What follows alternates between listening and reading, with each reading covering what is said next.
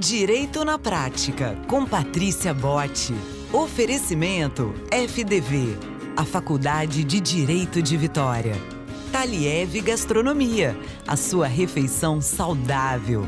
ISA Ambiental, prestando serviços especializados e atuando para um meio ambiente sustentável.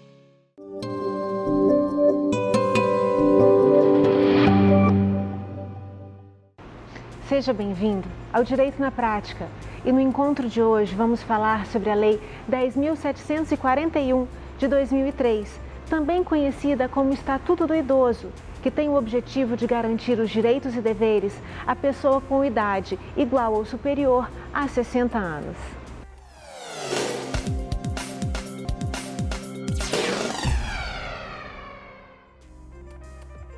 E para debater sobre os direitos dos idosos, eu converso com Dinar Parente, advogada, assistente social, presidente do Conselho da Pessoa Idosa da Serra e membro do Fórum Metropolitano. Dinar, muito obrigada por ter vindo, por ter aceitado o convite no Direito da Prática. Patrícia, eu que agradeço essa oportunidade de estar falando desse tema tão importante que é a causa da pessoa idosa. Sempre eu gosto, no início, de esclarecer para o nosso telespectador a base do nosso programa, né? Então, o que é uma pessoa idosa? Quais são as pessoas consideradas idosas? De acordo com a Política Nacional do Idoso e o Estatuto do Idoso, a pessoa idosa é aquele indivíduo com 60 anos ou mais. Nós sabemos que tem algumas regras, algumas normas que estão estabelecidas na Constituição Federal. Existem outras normas que estabelecem também os direitos dos idosos? Os direitos da pessoa idosa são garantidos, pelo artigo 230 da Constituição Federal, que diz que o quê? A família, a comunidade e o poder público são responsáveis por cuidar e garantir os direitos da pessoa idosa. E depois temos o Estatuto do Idoso, que fala a mesma coisa. E é importante, Patrícia, a gente ver a ordem.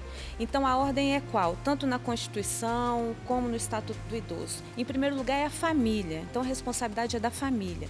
Depois, da sociedade, da comunidade. E, por fim, do poder público. Então, toda a lei de garantia à pessoa idosa segue essa regra.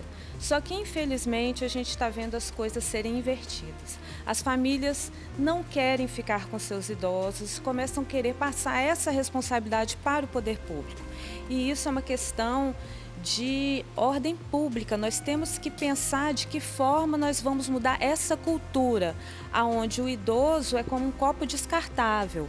O idoso, quando ele começa a dar trabalho, quando ele adoece, ninguém quer mais ficar com ele. Em outras culturas, o idoso é considerado a pessoa de sabedoria, que tem toda aquela experiência e que é venerado pelos mais novos. Infelizmente, na nossa cultura não é isso que acontece. E qual é o direito que a Constituição ela garante de forma mais basilar? É que o idoso seja cuidado no seio de sua família. O parágrafo 1º do artigo 230 diz que as políticas de atendimento ao idoso devem ser realizadas preferencialmente na residência do idoso. Então, a todo momento, tanto a Constituição, como a Política Nacional do Idoso, como o Estatuto do Idoso diz o quê? Que o idoso tem que ser cuidado sim, mas dentro da sua família. Então, a Constituição fala que o idoso tem que ser tratado pela família, o Estatuto também fala que é pela família e, em segundo lugar, é o poder público, é isso? Em segundo lugar, é a sociedade, a comunidade como um todo e, em terceiro lugar, o poder público. E de que forma que o poder público faz isso? O poder público tem uma rede de atenção à pessoa idosa, Então, essa rede de atenção ela é prevista tanto no Estatuto do Idoso como na Política Nacional do Idoso. Então, são formas de atendimentos não asilares, que são os centros de convivência, os centros de cuidados diurnos, que seria o hospital dia e o centro dia, as oficinas de trabalho abrigadas, que seria para onde o idoso iria lá para aquele lugar para poder produzir alguma coisa. Ou seja, é um lugar que o idoso passa parte do dia, né? Quando você diz não asilar é porque ele não mora ali. Exatamente isso. Por quê? Para garantir o vínculo familiar, porque é importante que o idoso esteja com sua família. Cumprindo o que diz a Constituição, que o principal é a família. Exatamente isso. E o Estatuto do Idoso também garante entidades de atendimento ao idoso? O Estatuto do Idoso, sim, a Política Nacional do Idoso também garante o atendimento em regime de acolhimento, né? Mas esse atendimento é a última opção, Patrícia. Esse atendimento é para aquele idoso que não tem vínculo familiar, para aquele idoso que não constituiu família e que está numa situação realmente de violação de direitos, de abandono. Porque o que acontece? A nossa população está envelhecendo. Então, o Brasil, em 2050, nós vamos ser 30% de idosos. Então, vão ser 66 milhões de idosos. E não tem lugar para tanta gente assim. Então, por isso que é importante, é uma questão de política pública, sensibilizar as famílias para que fiquem com seus idosos. Por quê? Porque não vai ter asilo para todo mundo. Quando a gente fala em entidade de acolhimento, são os antigos asilos. E como é que era antes? Antes a família com 11 filhos, 7 filhos, 8 filhos ia e colocava o seu pai e sua mãe no asilo porque não queria cuidar mais. Só que hoje, o que acontece? A expectativa de vida aumentou muito. Então as pessoas estão vivendo mais e a gente tem que encaminhar para os asilos somente aquelas pessoas que realmente não têm vínculo familiar, não têm família que lhes dê apoio. Por quê? Porque senão não vai dar conta. Não existem tantos asilos assim. E esses asilos, eles são públicos, são custeados completamente pelo governo? No município da Serra, os asilos, existem 4 asilos que são conveniados. E a política do idoso traz um diferencial, por exemplo, da política da criança e adolescente. Quando existe um acolhimento de criança e adolescente, o poder público custeia 100%. Já do idoso, não. O artigo 35 do Estatuto do Idoso diz que o idoso pode contribuir com 70% do seu benefício, da sua aposentadoria, para a entidade. Então, além do valor do convênio, né, que é repassado pelo poder público, existe o recurso do idoso, o provento do idoso, que 70% fica por conta do asilo, fica no asilo. E esse idoso, ele é normalmente o idoso saudável? Nós precisamos fazer, aumentou tanto o número de idosos, né, a demanda de idosos querendo ir para uma entidade de acolhimento, que foi necessário fazer uma regulação. Então, hoje, aí eu vou dar exemplo do município onde eu atuo, no município da Serra, só entra no asilo, numa entidade de acolhimento de pessoa idosa, aquele idoso que está ou em violação de direitos ou em situação de vulnerabilidade social. E existe uma regulação que somente o CRAS ou o CREAS é que podem encaminhar esse idoso. Por quê? Para garantir que as vagas existentes fiquem para aqueles idosos que mais precisem.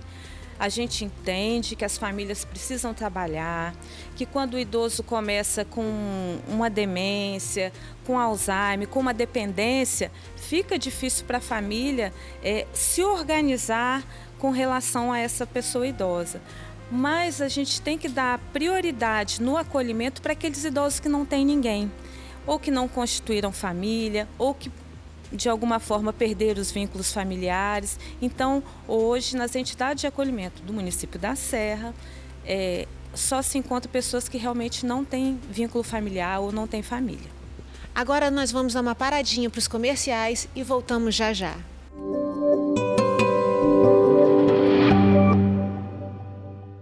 Direito na Prática, com Patrícia Botti. Oferecimento FDV, a Faculdade de Direito de Vitória. Taliev Gastronomia, a sua refeição saudável. ISA Ambiental, prestando serviços especializados e atuando para um meio ambiente sustentável.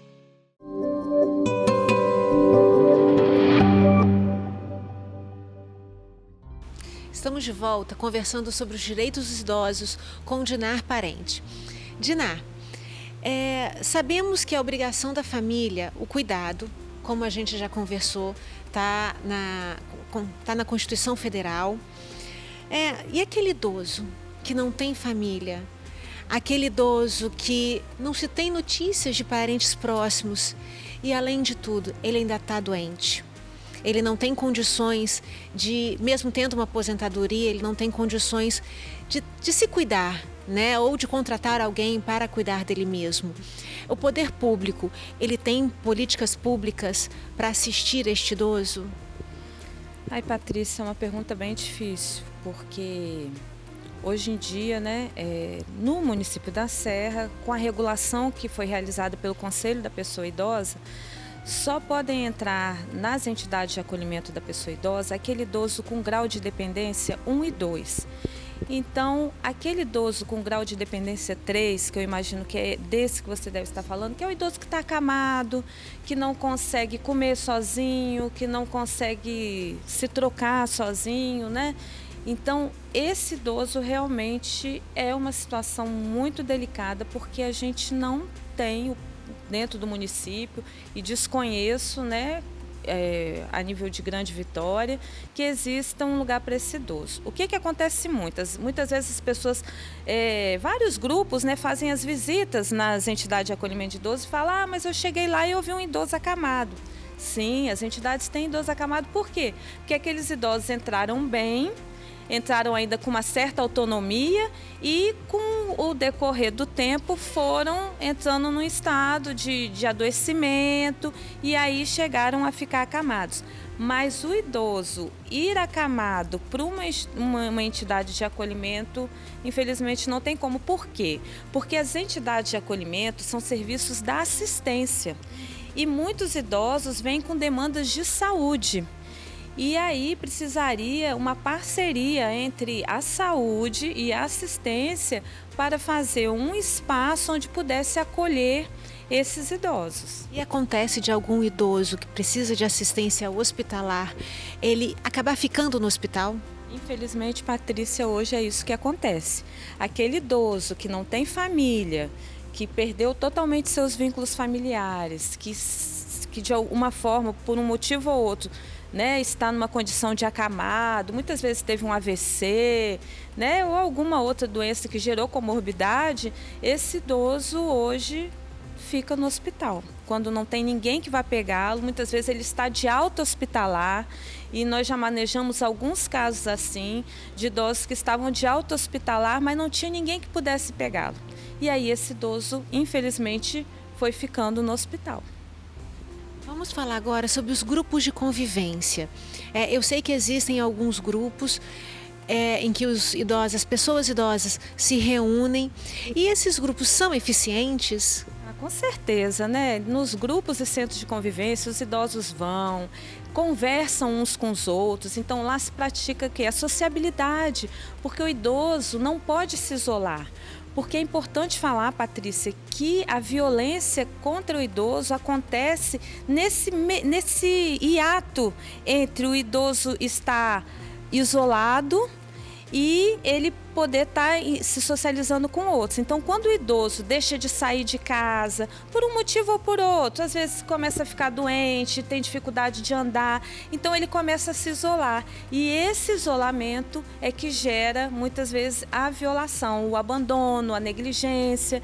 Então, o idoso que está nos centros e grupos de convivência tem contato com outros. Lá eles fazem diversas atividades, teatro, coral, né? E o mais importante é a convivência entre eles, porque um conta: eu estou com um problema assim, e o outro vai falar: eu também estou passando por esse problema, e não se isola. Troca de experiências, né? Troca de experiência. O grande perigo é o idoso se isolar. E também ele se sentir apartado da família, né? A nova geração não pedir os conselhos, não ter paciência, é um grande risco também, né? Nossa, Patrícia, isso aí é muito importante, porque hoje em dia, com o aumento da expectativa de vida, a gente consegue encontrar numa mesma família, numa mesma casa, até 4 gerações. Então a gente vai ter a bisa, né? A avó, a mãe e a netinha. E são 4 gerações com histórias totalmente diferentes. E não deve ser fácil, é difícil a convivência, né, o entendimento com relação ao mundo de hoje. Então tem até uma foto que rodou muito nas redes sociais, que é vamos visitar a vovó. Todo mundo com seu celular, olhando para o seu celular e a vovó lá parada. Por quê? Porque é o que vem da nova geração. Então, assim, é importante que os idosos também comecem a mexer no celular, que tenha sua rede social, porque senão ele se isola. E o importante é o idoso não se isolar. E esses grupos de convivência dos idosos, eles também trabalham na defesa dos direitos ou só na questão da convivência? Não, nesses grupos é falado muito sobre o estatuto, sobre os direitos dos idosos, e conhecimento é poder. A partir do momento que eu conheço, né, uma lei, que eu tomo consciência de uma situação, eu vou poder me defender melhor. Então, muitas vezes, alguns idosos que frequentam esses grupos e centros de convivência sofreram violência a vida toda. Tiveram um marido opressor, né, que fala, você não presta, você não vale nada. E ao ir para um grupo desses, ela se dá conta de que não precisa passar por isso, né? E vai encontrar forças para começar a tentar mudar essa história. Existem os outros tipos de violência que a gente também vai falar, mas vamos dar uma parada para os nossos comerciais e voltamos já já.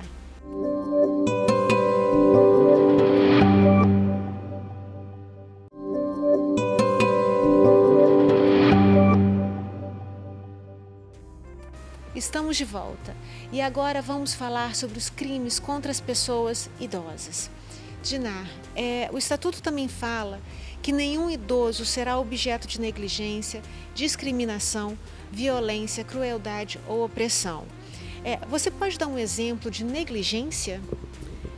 Na realidade, como eu falei antes, o crime contra a pessoa idosa acontece quando esse idoso começa de alguma forma a se isolar, por um motivo ou por outro. Ele pode começar com uma doença, né, e vai ficando isolado, e muitas vezes a gente vê o que? Aquele idoso isolado no cantinho da casa. Muitas vezes fazem um quartinho para aquele idoso, e é nesse momento que ocorre a negligência. O que é a negligência? É quando você deixa de prestar cuidados, os cuidados vitais, a um idoso dependente ou semidependente. Então é o quê? É deixar de dar alimentação, deixar de dar medicação, deixar de cuidar da higiene.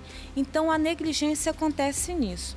Muitas vezes, Patrícia, nos casos que a gente atende, a gente percebe que muitas vezes a família não faz isso por maldade, vamos dizer assim. Faz até por desconhecimento ou porque entra numa situação de tanto estresse, de tanto desgaste, que chega um ponto que não consegue cuidar. E aí acontece a negligência e, para mim, a forma de violência mais perversa que tem é o abandono. O abandono é quando aquele idoso, muitas vezes acamado, fica num canto, jogado num canto da casa, né, sem alimentação, sem os cuidados básicos de higiene, sem medicação, muitas vezes sofrendo calor. E nós já pegamos no município, teve um caso que veio até para a mídia, de uma idosa que ficou um final de semana, ela era acamada, ficou um final de semana trancada dentro de casa, com um calor terrível, sem condições mínimas, sem água. Então, e hoje essa idosa está bem. E o filho dela, foi feito um trabalho com ele também, então ela hoje encontra-se numa entidade de acolhimento, o filho visita todos os dias. Então a gente tem que acreditar também que muitas vezes, quando um idoso ou uma família chega numa situação dessa, é porque não só o idoso está precisando de ajuda, a família também está precisando de ajuda. E é nesse momento que a gente tem que estar atuando, tem que estar trabalhando e principalmente acreditando que essa situação pode mudar. Dentro dessa linha aí, e uma família que tem 3 pessoas, vamos supor, as 2 precisam trabalhar e o idoso fica em casa sozinho durante o dia. não existe um acompanhante ou um cuidador porque não se tem condições financeiras. É caracterizado aí a negligência? Por isso que é importante analisar cada caso individualmente. A gente se solidariza com as famílias hoje. Muitas famílias chegam lá e dizendo que quer colocar o pai ou quer colocar a mãe numa entidade de acolhimento porque não tem condições de cuidar. E a gente entende que não tenha mesmo, porque é difícil. Então, isso acontece muito, Patrícia, cada vez está acontecendo mais. Mas é importante a gente lembrar também que quem cuidou hoje está sendo cuidado. Então, muitas vezes essa família sai o dia todo para trabalhar, mas cria uma rede de apoio para que esse idoso possa ficar bem. Agora, aquele pai, aquela mãe que hoje está idoso, que não cuidou, dificilmente vai ser cuidado. E aí eu quero trazer uma reflexão para a gente, para a nossa geração. Os nossos filhos hoje têm os cuidados terceirizados. Ou estão na creche, ou estão com uma pessoa que cuida. Será que eles vão cuidar da gente? Ou vão terceirizar? Ou vão terceirizar. Fica a pergunta. E qual é a punição dada a esses crimes? O Estatuto prevê, por exemplo, nos crimes de abandono, detenção de 6 meses a 3 anos. Mas ninguém obriga a cuidar de ninguém. Então, muitas vezes a gente vê, né, vai ter uma condenação, mas quem vai obrigar alguém a cuidar, a dar carinho, a dar amor? Então, o importante é sensibilizar, né? A punição existe na lei, mas mais importante do que punir é sensibilizar aquela família para que ela cuide devidamente do seu idoso. E quando se tem notícia de que um idoso está sofrendo maus tratos, essa denúncia pode ser feita de que forma? É fundamental que essa denúncia seja feita, né? Então, a denúncia pode ser feita no Disque 100, você disca 100 e tem lá, né, o número da pessoa idosa e você faz a denúncia. Tem a delegacia do idoso, tem o conselho da pessoa idosa, cada município tem o seu conselho, você pode estar denunciando, e tem os CREAS, né? Cada município também tem o seu CREAS, que trabalha com a violação de direito, e essa denúncia pode estar sendo feita no CREAS também e no Ministério Público. Dinar, muito obrigada pelos esclarecimentos, foi realmente engrandecedor. Muito obrigada. Eu que agradeço a oportunidade, Patrícia. Muito obrigada. Encerrando o programa de hoje, nós vamos assistir o depoimento de Dona Gilca Peçanha Negres, uma senhora de 96 anos que tem os seus direitos plenamente assistidos pela família. Eu estou com Dona Gilca Peçanha Negres. Dona Gilca, como é que a senhora considera a sua vida atualmente? Atualmente, nada. Em vista dos anos vividos, eu acho que isso acabou. Eu me considero bem e satisfeita. O que eu posso esperar muito? Então, acho que nada tem a reclamar.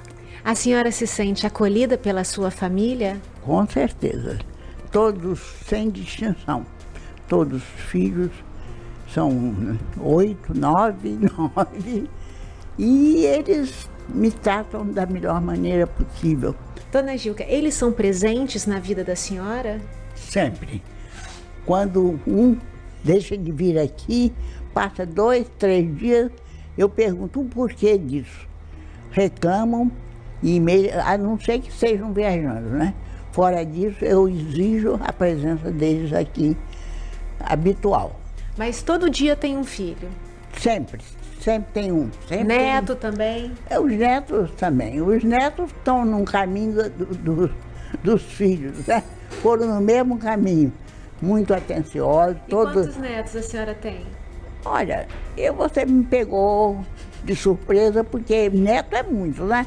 E então, teria que dizer mais ou menos uns 15, 16. E já tem bisnetos? Bisneto, 7 mais ou menos, né? É mais fácil contar. Dona Gilca, muito obrigada pela entrevista. As palavras da senhora foram maravilhosas. Muito obrigado a vocês também pela lembrança. Muito obrigado mesmo. Deus abençoe vocês nas suas caminhadas. Ficamos por aqui. E para acompanhar as novidades do mundo do direito, siga nossas redes sociais. Facebook Direito na Prática, Instagram, TV Direito na Prática e no YouTube, Direito na Prática com Patrícia Botti. Até o nosso próximo encontro.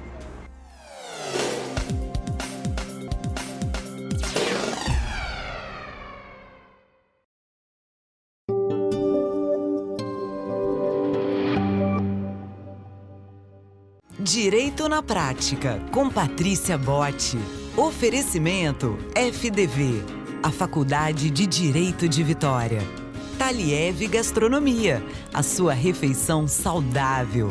ISA Ambiental, prestando serviços especializados e atuando para um meio ambiente sustentável.